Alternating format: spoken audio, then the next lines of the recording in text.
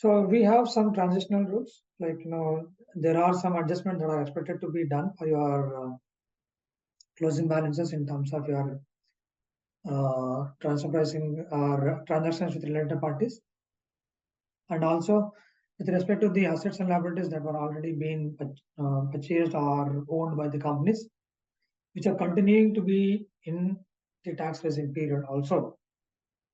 And how are you going to handle the gain or losses on sale of those assets in the tax raising period? So that is also one of the important element to look at with respect to transitional provisions. And there is one more important concept called anti-abusive rules. Which it is considered as GAR, which we'll look into in the next slide. So these are the few important transitional rules that we need to look into before we get into our corporate tax raising period. So as I mentioned, with respect to your assets and liabilities that you already own now, and those assets are continued to be used or owned in future, even in your tax raising period. So with respect to them, you can make certain adjustments whenever you make the sale with respect to the gain of that particular asset. So see, the important thing here is that the assets are already there. You have been using them. But when you're selling it in the future period, when the corporate tax is applicable to your company, so obviously the gain is something that is not fully expected to be taxed when you sell it in future. So they have given an option to go for a couple of the options so that you can make adjustment to your gain on sale of the assets so that you are paying less amount of tax with respect to the period that was already falling in this before tax period. So for all the assets which are falling in this or meeting this criteria, only those assets will be considered for this adjustment. So those assets should be owned prior to first tax period. For most of the companies, the tax is going to be applicable from 1st January 2024 onwards. So this asset, which is owned by you before this 1st January 2024, can be one of the qualifying immovable property. And that asset is generally measured, or is measured at, in the financial statements at historical cost. So you should not be doing any revaluation, or you should not be subject to fair value. Only those assets will be considered for this particular adjustment.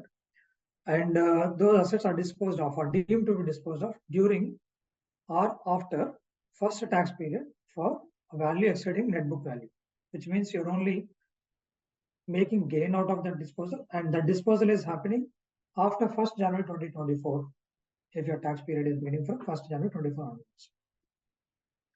Only for those particular immovable properties and tangible assets, this benefit of adjustment of your gain is yield.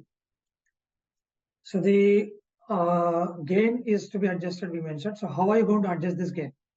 So the gain should be exclude the amount of gain that would have arisen at the start of the first tax period had the qualifying immovable property been disposed of at market value, and the cost of qualifying immovable property was the higher of the original cost and net book value. So we look at this definition in detail in the following slide.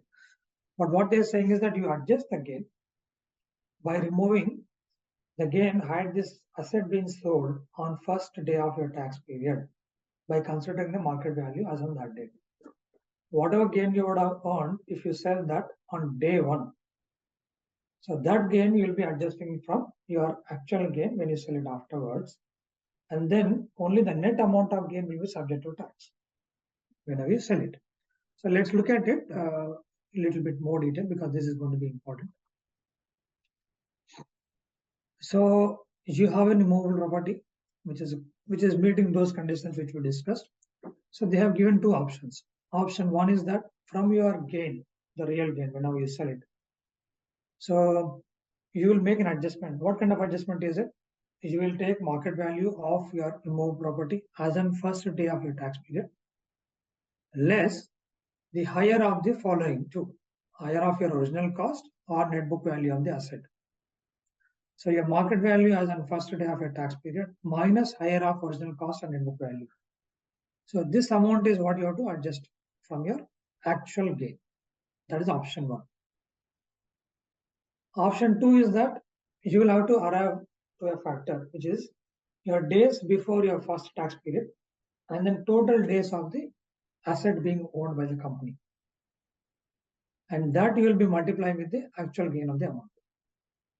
Whenever you sell the property, whatever gain you arrive to, that gain will be multiplied with the number of days you owned before your first tax period divided by the total number of days that you own that particular property. So what are we trying to do here? We are trying to eliminate or remove the gain related to the portion before tax was applicable to you. Right? That is what is the concept. So you can do either, you can opt either option 1 or option 2.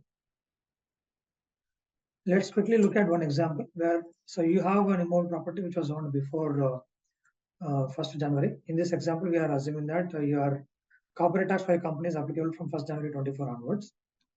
Okay. So let's assume that market value as on 1st January 24 was 1 million.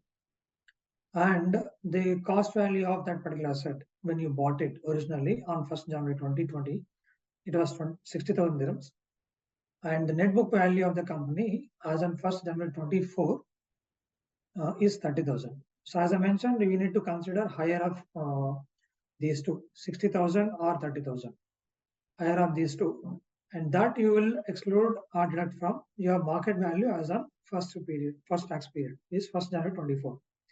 So 100,000 is your market value on 1st January 24 minus 60,000. So 40,000 is the value or the gain which you will be adjusting or removing from your total gain whenever you sell it.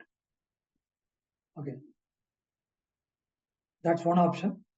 Another option here is that we are looking at, instead of looking at the value, we are looking at the number of days. So we compute the number of days you own this asset in total. We also compute the number of days that were there before your first tax period applicability. This will multiply with the gain, of the total gain of the property sale. So let's assume that the total gain by selling this property was 80,000 dirhams. And you held this property before tax period for a period of 1,461 days. And the total period that you held was 1,552 days. So 80,000, the total gain when you sell it, multiply that with a factor, multiply that with 1,461 divided by 1,552.